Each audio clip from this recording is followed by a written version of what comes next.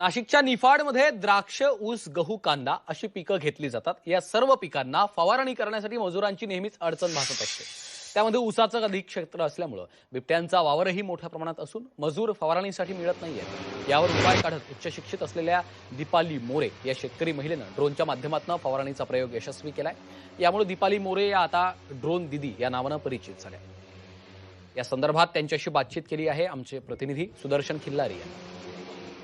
निफाड तालुक्याची दीपाली बापू मोरे हिनं मजुरांच्या टंचाईवर एक अनोखा उपाय शोधून काढलेला आहे। ड्रोनच्या माध्यमातून फवारणीचा प्रयोग हा निफाडमध्ये आता यशस्वी झालेला आहे। ड्रोन संचालिका आहे दीपाली मोरे, त्यांच्यासोबत बोलणार आहे। ताई, मला सांगा, नेमका हा प्रयोग करण्याची संकल्पना कशी सुचली? सर, आपल्याकडे मजुरांची खूप मोठ्या प्रमाणात टंचाई आहे। आता जे मजूर आहेत ते तर भेटतच नाही, आणि जे भेटले ते पण असे जे मोठे पीक आहेत, ऊस असेल, मका असेल, त्यामध्ये जाण्यामध्ये त्या पिकाच्या मध्ये जाऊन फवारणी करण्यासाठी ते तयार नसतात।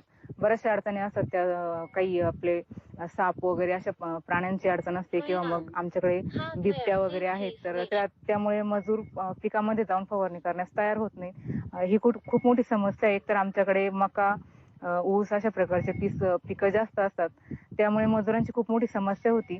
आणि अशा प्रकारच्या पिकांवर फवारणी करण्यासाठी ड्रोन हा एक अतिशय उत्तम पर्याय आता सध्या सरकारने उपलब्ध करून दिलेला आहे। यातून तुम्हाला काही आर्थिक उत्पन्न मिळते? हो सर, आम्ही 300-400 अशा प्रकारे एकर प्रमाणे पैसे घेतो, आणि त्यामुळे खर्च वगैरे काय असेल मेंटेनन्स तो वजा जाता मला महिन्याला 30,000 ते 40,000 रुपये शिल्लक राहतात। सुदर्शन खिल्लारे, झी मीडिया, निफाड।